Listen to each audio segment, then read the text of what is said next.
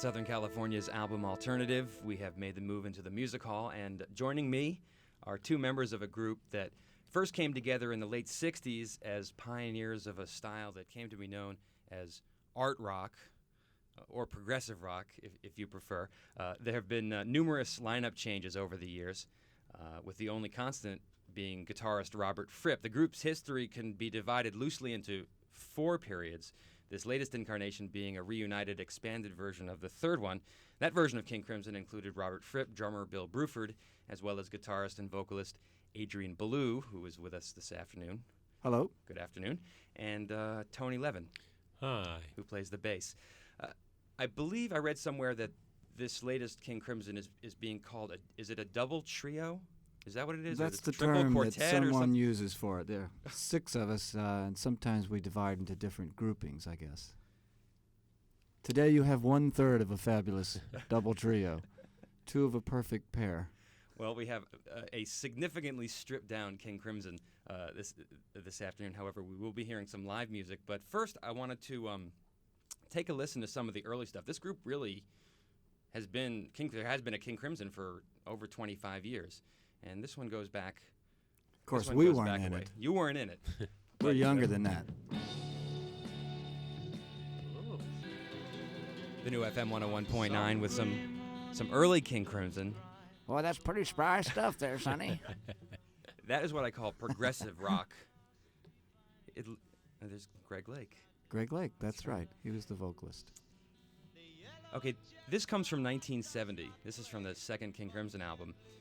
What I want to know is, were either of you, we're with Adrian Belew and Tony Levin, by the way, of the new King Crimson, were either of you exposed to that album when it came out? I mean, did you hear this? Not me. I never heard this until just now. No, that's not true. I heard this a while ago, but no, I didn't hear it at the time. And in fact, when I joined King Crimson in 1980, I still hadn't heard this particular incarnation of Crimson. Uh-huh. I had. I knew all the early King Crimson records fairly well. Actually, was a good fan of the music. Never knew I'd be in the band in the 80s, of course. What was your reaction to that the first time you heard it? I mean, it's very different from what you guys are doing now. Well, at the time, it was fairly unique, and very underground. At least to me and my friends, we felt like no one else in the world knew about this band, so we liked it. Uh-huh. Well, it still is unique. It's more unique than ever now, folks. We got 6 unique guys. So you ended up joining a band that you admired as a fan. What's that like? Well, for me at the time, it was a little overwhelming at first because I had so many roles to fulfill: frontman, singer, partner, guitarist, to Robert Fripp, songwriter, lyricist.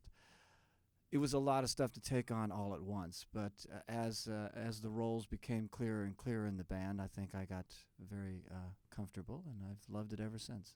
Do you have any thoughts on how this version of the band differs from the earlier versions of the group? Well, this is Tony now. We have, as you said, 6 guys. We have a double trio, so there are 2 guys on each instrument. And that affects a lot of how we play. There are 2 drummers, 2 stick players, and 2 guitar players. So I'd say we have to. It's more of it was a challenge before. It's even more of a challenge instrumentally for us because we have to leave room for this other guy playing the same instrument and work out something that's not just average music. King Crimson is kind of not a band that plays things the easy way or the normal way. We're always looking for a new way to do things. And I'm actually a little bit disappointed that you didn't bring your stick with you because I wanted to see if we can get a demonstration of that instrument on the air. But could you just describe it for us? Yes. I mean, for one thing, it's electric, so you wouldn't have heard it well without an amp. It's actually made here in Los Angeles by Emma Chapman. This is where it's invented, and most of the stick players are indeed here in L.A. It's got 10 or 12 strings, half of which are bass strings, and the other half are guitar strings, and it's kind of hammered by fingers of one hand. You don't need to pluck it and fret the notes with the other hand. So the same guy can basically play a bass part and a guitar part. So it's sort of like a cross between a piano and a guitar. Somewhat, yeah. All of that makes it a little hard to fathom what it sounds like. That doesn't describe what it sounds like. But yes, it's kind of, you should have one stick player instead of 2 guys, instead of a bass player and guitar player, but instead we have two stick players and two guitar players. But that's in the just way band, we do Tony things. and Trey, our two stick players, Trey plays, I think, exclusively the stick, or actually another version of it. And Tony switches throughout a whole bunch of different basses. He bows the bass, he plays electric bass, and he plays stick. So King Crimson have a new album out called Thrack. Thrack. And let's take a listen to King Crimson circa 1995, Walking on Air. King Crimson on FM 101.9 from the latest album, Thrack. Yeah, now that sounds more like us. That's the band I remember That is doing you. sound checks with. That is you.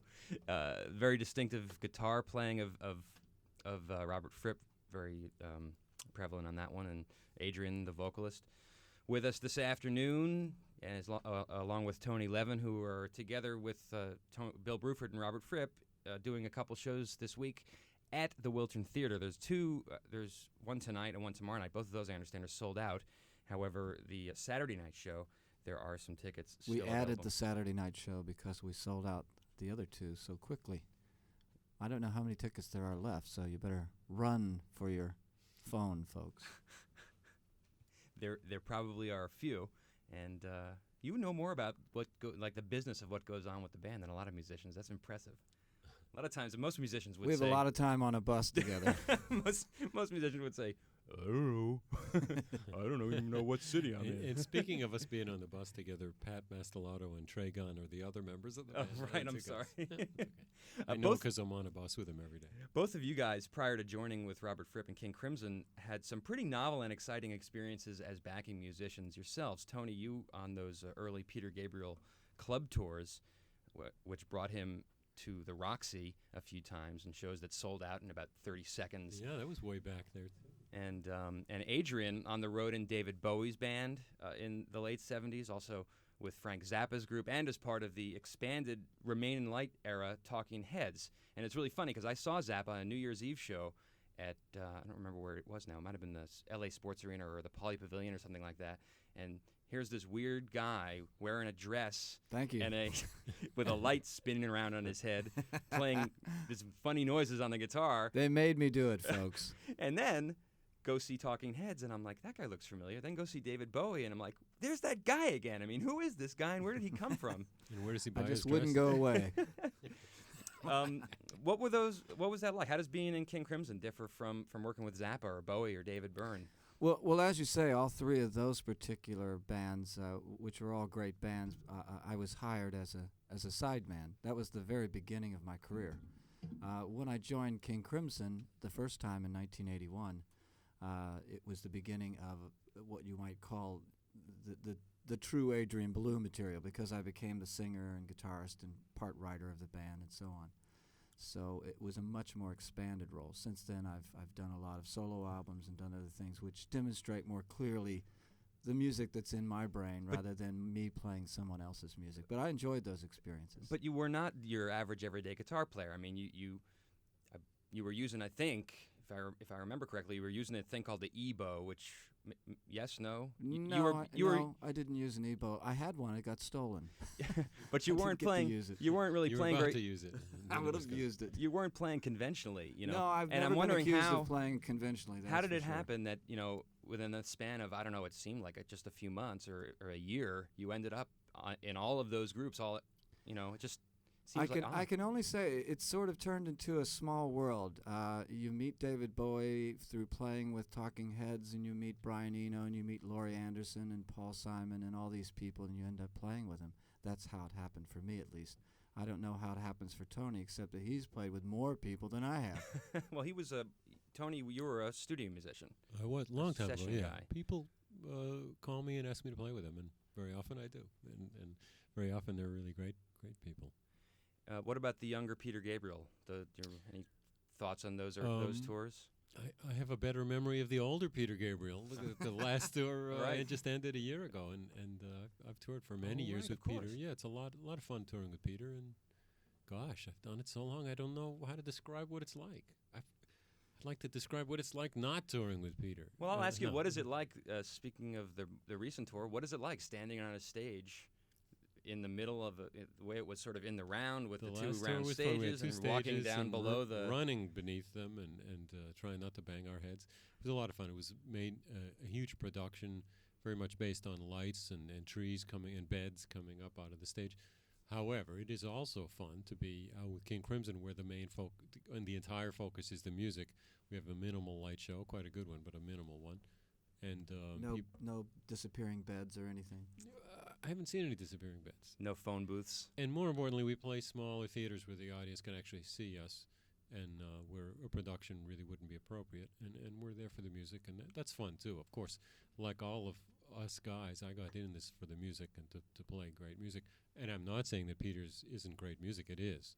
But the production is fun, but it's the music that brings us back out on the road time and time again. So you find it a little more communicative musically, sort of to be.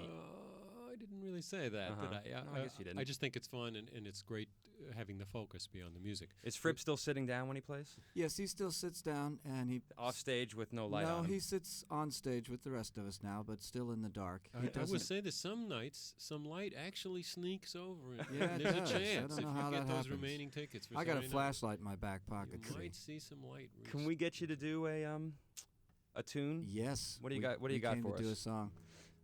Well, you have to imagine the magnificence and power of this song when you've got 6 musicians playing it, but it's a song aptly titled Dinosaur.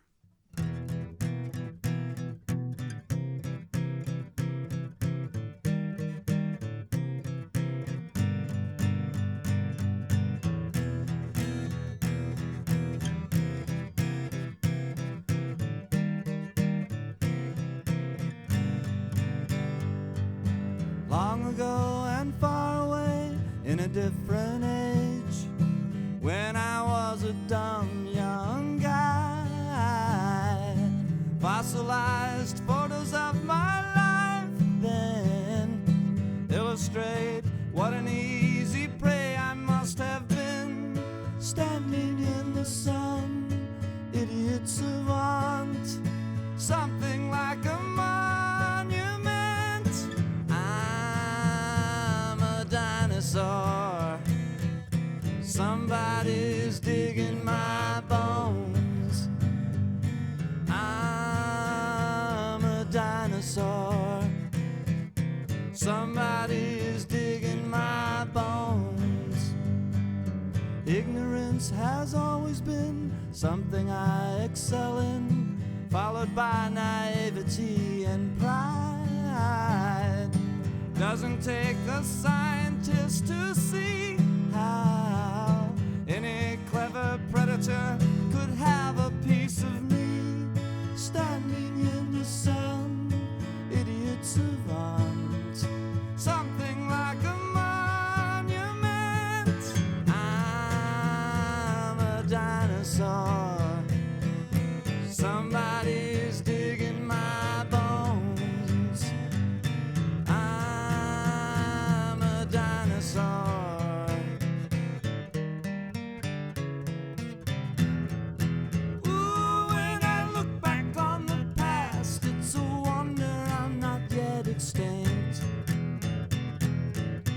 All the mistakes and bad judgments I made nearly pushed me to the brink.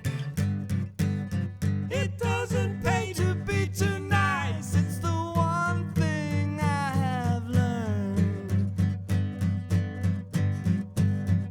Still I made my fossil bed and now I toss and turn. I'm a dinosaur. Somebody's digging my bones. I'm a dinosaur.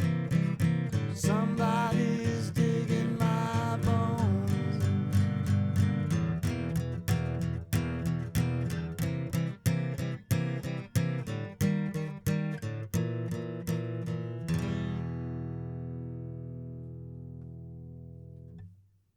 Yahoo!